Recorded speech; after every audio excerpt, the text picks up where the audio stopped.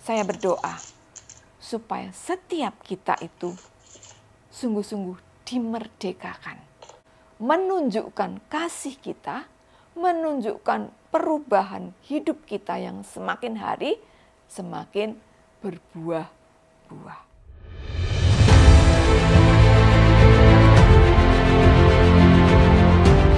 Merdeka! Merdeka! Merdeka! Siang hari ini kita belajar tentang kemerdekaan kita sebagai anak-anak Allah. Amin. Kita akan belajar dari Galatia. Galatia 5 ayat 13 sampai dengan 14. Demikian firman Tuhan. Saudara-saudara, memang kamu telah dipanggil untuk merdeka. Tetapi janganlah kamu mempergunakan kemerdekaan itu sebagai kesempatan untuk kehidupan dalam dosa. Melainkan layanilah seorang akan yang lain oleh kasih.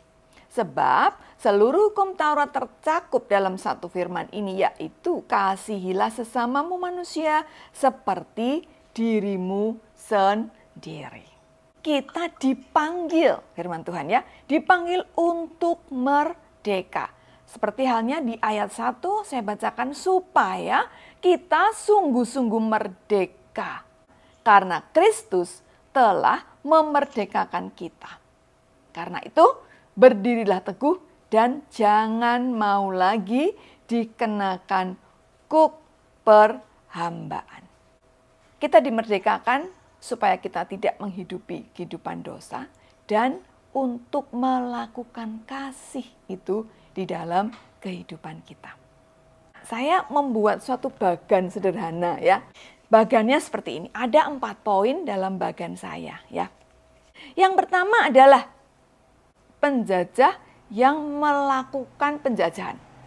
Kalau bangsa Indonesia siapa? Belanda ya. Bangsa yang jauh di sana itu datang ke Indonesia. Gara-gara tergiur di Indonesia itu yang kaya raya dengan kekayaan alam dan rempah-rempahnya. Nah, kalau anak Allah kita ya, itu siapa sih yang menjajah dan memperbudak?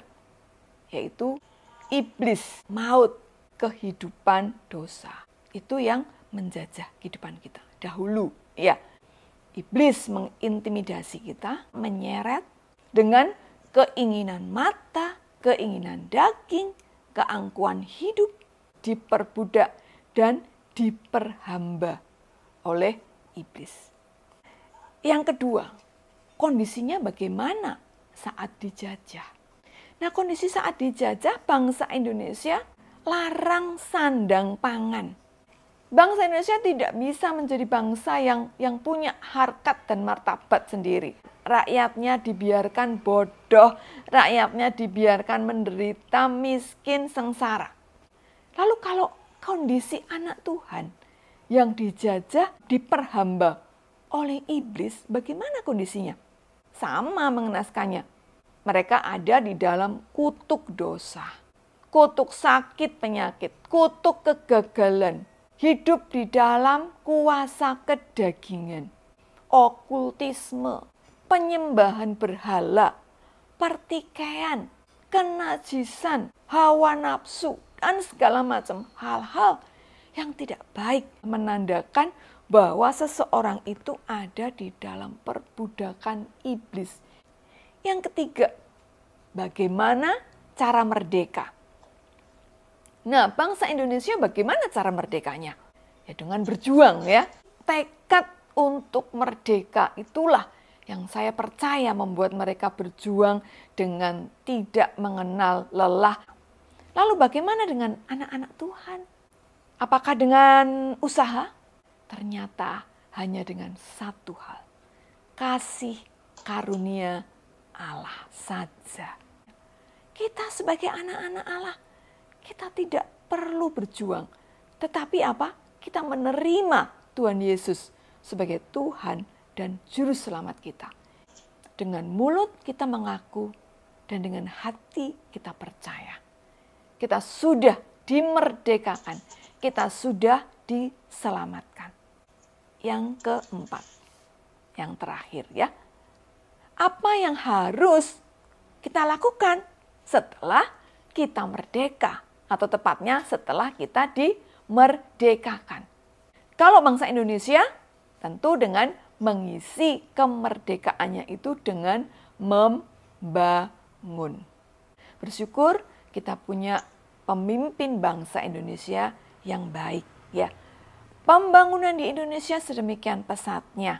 Kita harus terus mendoakan bangsa kita dan memberkati bangsa Indonesia, ya, memberkati juga para pemimpin bangsa kita.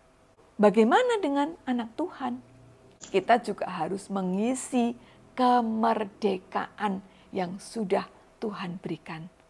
Kita membangun manusia roh kita. Tubuh kita itu ya ada 3. Tubuh, jiwa, dan roh. Ketika roh kita itu terbangun dengan baik, saya percaya manusia jiwa kita atau jiwa kita itu juga sehat.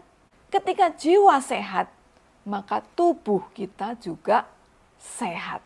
Imun kita otomatis akan naik. Makanya tidak salah kalau kesehatan manusia itu 80% sampai 90% dikuasai oleh bagaimana keadaan jiwani dan rohani kita. Jadi memang yang harus kita bangun adalah manusia roh kita terlebih dahulu. Di antaranya dengan bagaimana kita melakukannya?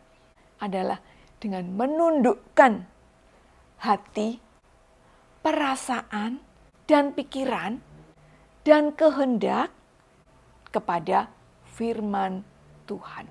Karena kita manusia yang diberi kehendak bebas oleh Tuhan. Kehendak bebas kita itu bisa kemana-mana.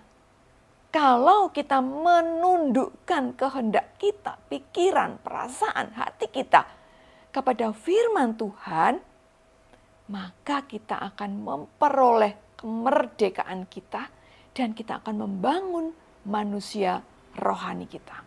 Pandemi seperti ini, ketika kita menghadapi situasi mungkin kehilangan penghasilan atau penghasilan yang berkurang, kehilangan pekerjaan, sementara pengeluaran harus tetap ada. Bagaimana caranya kita membangun manusia roh kita dan menundukkan pikiran, perasaan, dan kehendak di bawah firman Tuhan? Kita mempercayai firman Tuhan itu adalah ya dan amin. Jadikan situasi pandemi seperti ini yang mungkin menekan kita adalah sesuatu yang bisa membangun manusia roh kita.